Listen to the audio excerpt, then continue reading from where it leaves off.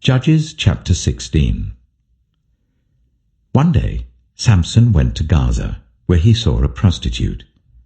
He went in to spend the night with her. The people of Gaza were told, "Samson is here." So they surrounded the place and lay in wait for him all night at the city gate. They made no move during the night, saying, "At dawn we will kill him." But Samson lay there only until the middle of the night.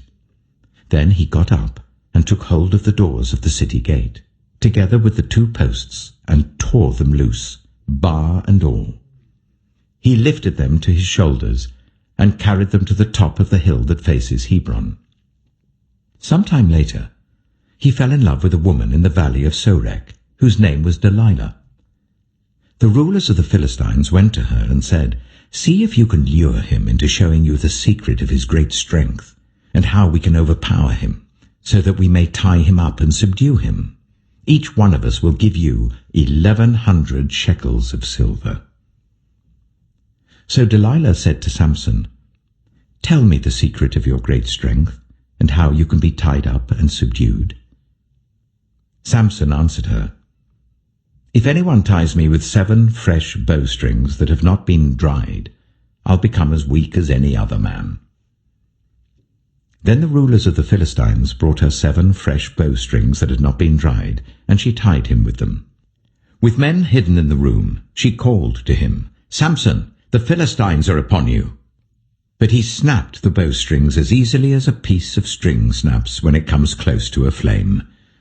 So the secret of his strength was not discovered. Then Delilah said to Samson, "You've made a fool of me. You lied to me. Come now, tell me how you can be tied." He said, "If anyone ties me securely with new ropes that have never been used, I'll become as weak as any other man." So Delilah took new ropes and tied him with them. Then, with men hidden in the room, she called to him, "Samson, the Philistines are upon you." But he snapped the ropes off his arms as if they were threads. Delilah then said to Samson, "All this time you've been making a fool of me and lying to me. Tell me how you can be tied." He replied, "If you weave the 7 braids of my head into the fabric on the loom and tighten it with a pin, I'll become as weak as any other man." So while he was sleeping, Delilah took the 7 braids of his head, wove them into the fabric and tightened it with a pin. Again she called to him, "Samson, the Philistines are upon you." He woke from his sleep and pulled up the pin and the loom with the fabric. Then she said to him, "How can you say, 'I love you,' when you won't confide in me? This is the 3rd time you've made a fool of me and haven't told me the secret of your great strength." With such nagging, she prodded him day after day until he was sick to death of it. So he told her everything. "No razor has ever been used on my head," he said, "because I've been a Nazirite dedicated to God from my mother's womb. If my head was shaved, my strength would leave me, and I would become as weak as any other man." When Delilah saw that he had told her everything, she sent word to the rulers of the Philistines, "Come back once more. He has told me everything." So the rulers of the Philistines returned with the silver in their hands. After putting him to sleep on her lap, she called for someone to shave off the 7 braids of his hair, and so began to subdue him. And his strength left him. Then she called, "Samson, the Philistines are upon you." He woke from his sleep and thought, "I'll go out as before and shake myself free." But he did not know that the Lord had left him. Then the Philistines seized him, gouged out his eyes, and took him down to Gaza. Binding him with bronze shackles, they set him to grinding corn in the prison. But the hair on his head began to grow again after it had been shaved. Now the rulers of the Philistines assembled to offer a great sacrifice to Dagon, their god, and to celebrate, saying, "Our God has delivered Samson our enemy into our hands." When the people saw him, they praised their God, saying, Our God has delivered our enemy into our hands, the one who laid waste our land and multiplied our slain." While they were in high spirits, they shouted, "Bring out Samson to entertain us." So they called Samson out of the prison, and he performed for them. When they stood him among the pillars, Samson said to the servant who held his hands, "Put me where I can feel the pillars that support the temple, so that I may lean against them." Now the temple was crowded with men and women. All the rulers of the Philistines were there, and on the roof were about 3,000 men and women watching Samson perform. Then Samson prayed to the Lord, "Sovereign Lord, remember me. Please, God, strengthen me just once more, and let me with one blow get revenge on the Philistines for my 2 eyes." Then Samson reached towards the 2 central pillars on which the temple stood. Bracing himself against them, his right hand on the one and his left hand on the other, Samson said, "Let me die with the Philistines." Then he pushed with all his might, and down came the temple on the rulers and all the people in it. Thus he killed many more when he died than when he lived. Then his brothers and his father's whole family went down to get him. They brought him back and buried him between Zorah and Eshtaol, in the tomb of Manoah his father. He had led Israel for 20 years.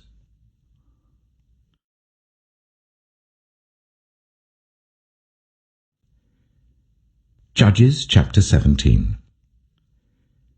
Now a man named Micah from the hill country of Ephraim said to his mother, "The 1,100 shekels of silver that were taken from you and about which I heard you utter a curse, I have that silver with me.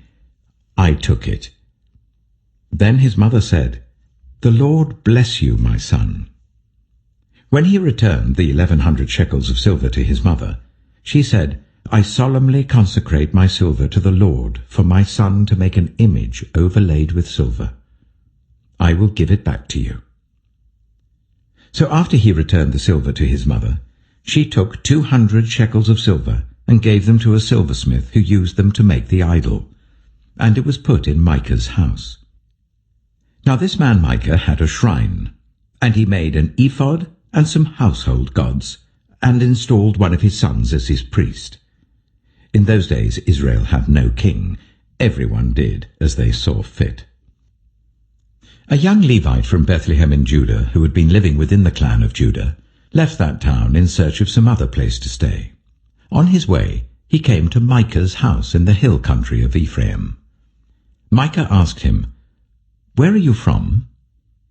"I'm a Levite from Bethlehem in Judah," he said, "and I'm looking for a place to stay." Then Micah said to him, "Live with me, and be my father and priest, and I'll give you 10 shekels of silver a year, your clothes and your food." So the Levite agreed to live with him, and the young man became like one of his sons to him. Then Micah installed the Levite, and the young man became his priest and lived in his house. And Micah said, "Now I know that the Lord will be good to me, since this Levite has become my priest."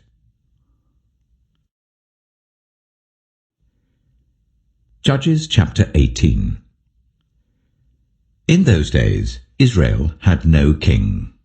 And in those days the tribe of the Danites was seeking a place of their own where they might settle, because they had not yet come into an inheritance among the tribes of Israel. So the Danites sent 5 of their leading men from Zorah and Eshtaol to spy out the land and explore it. These men represented all the Danites. They told them, "Go, explore the land."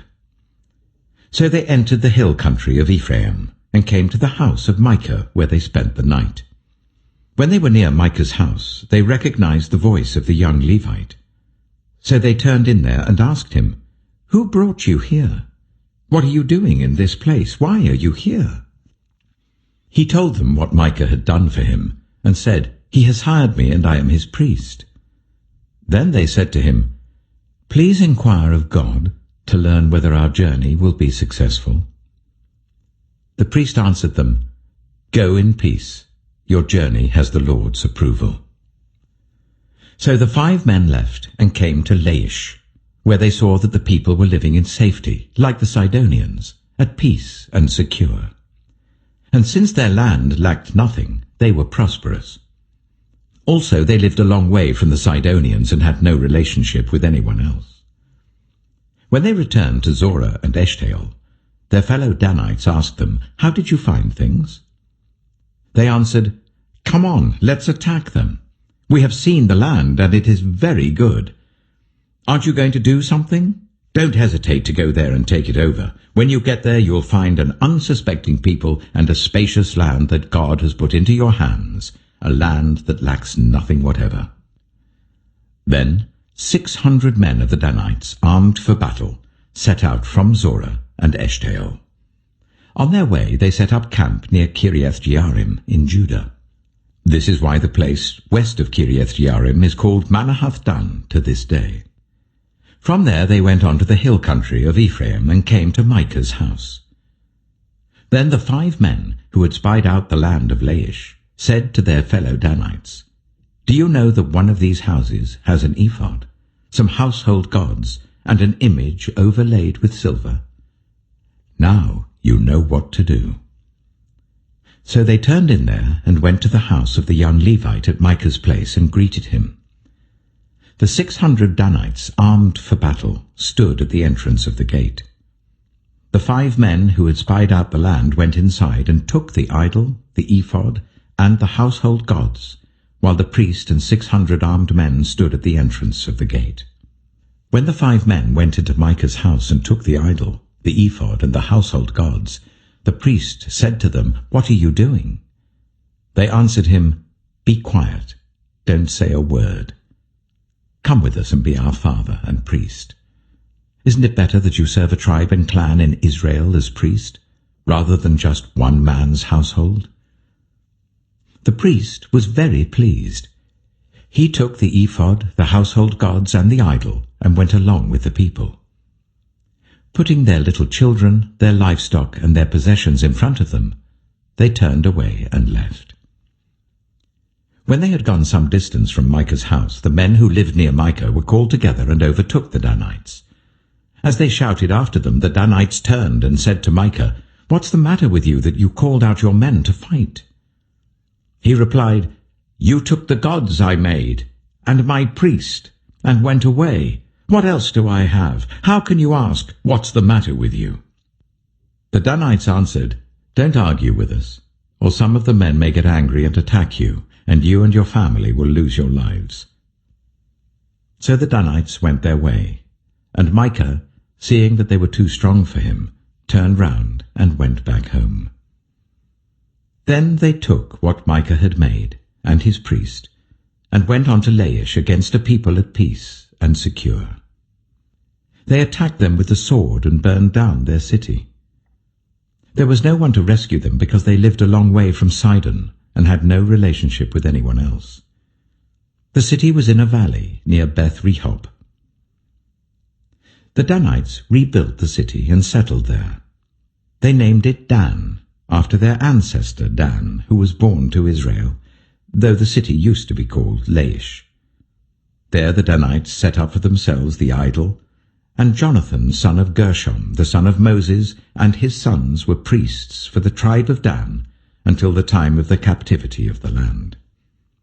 They continued to use the idol Micah had made, all the time the house of God was in Shiloh.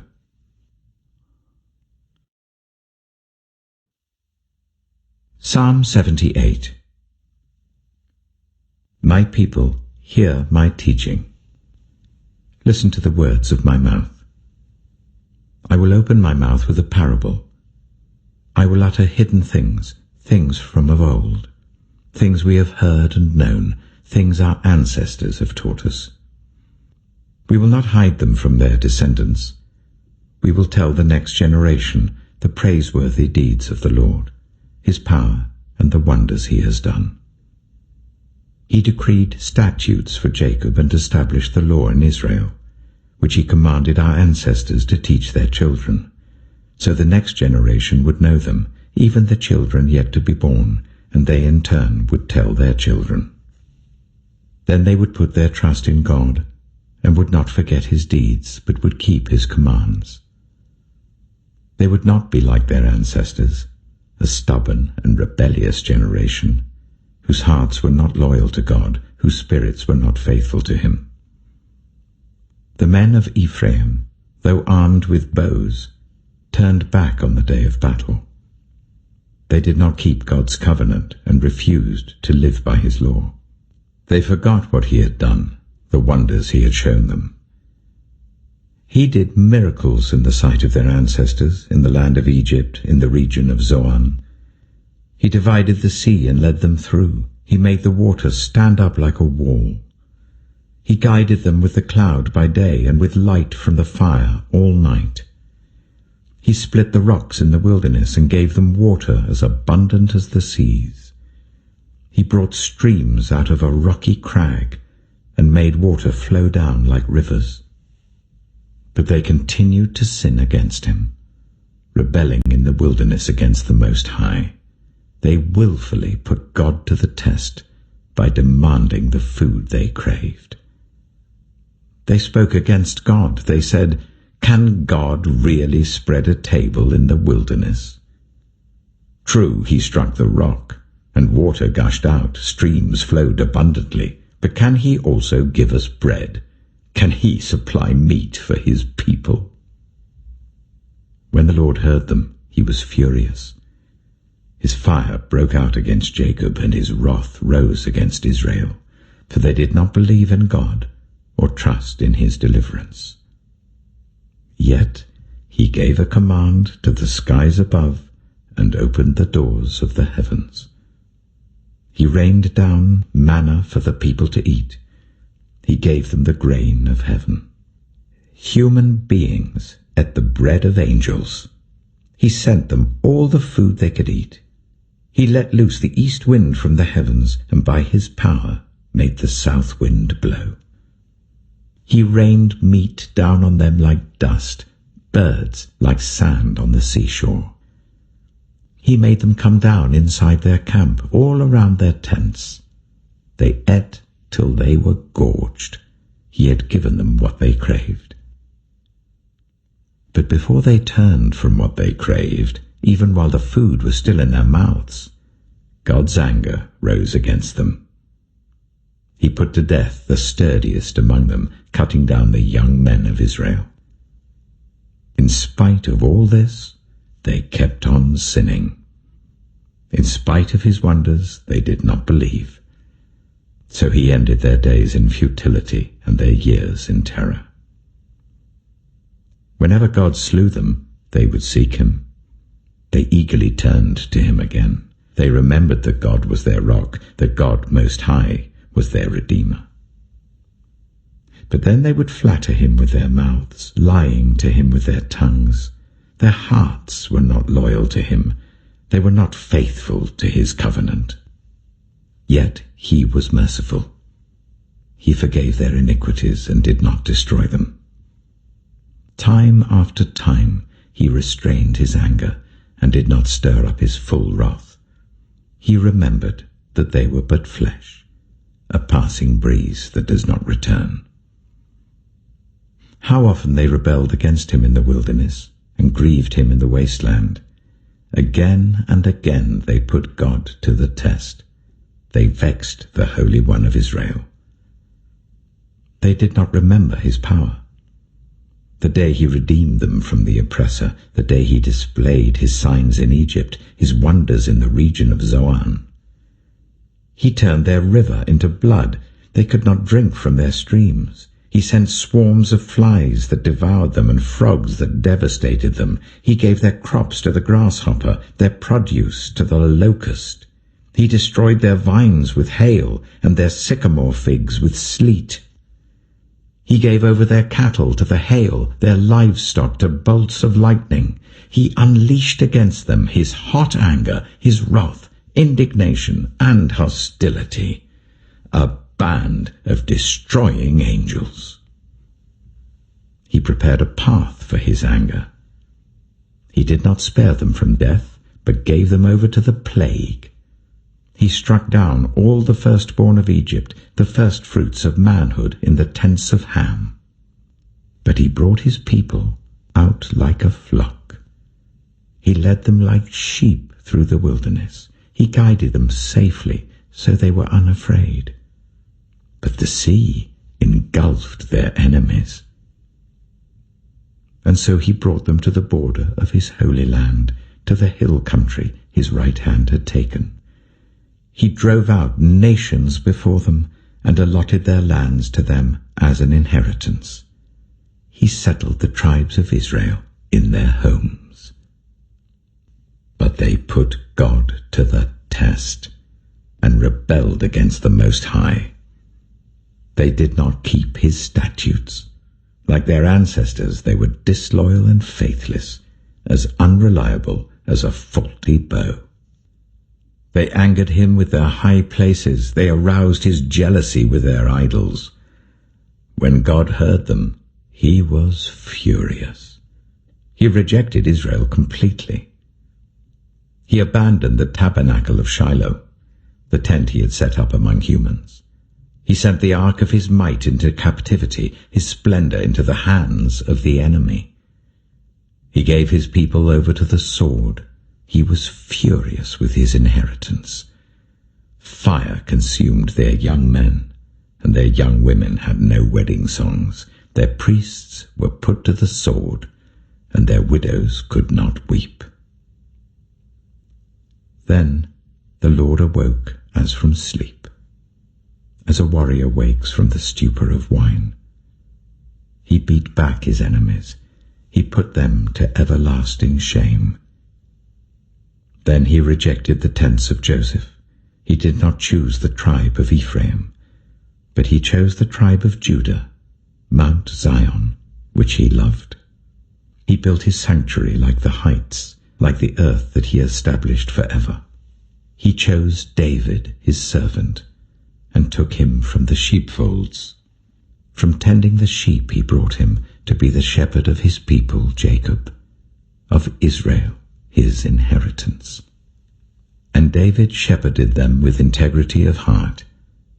With skillful hands he led them.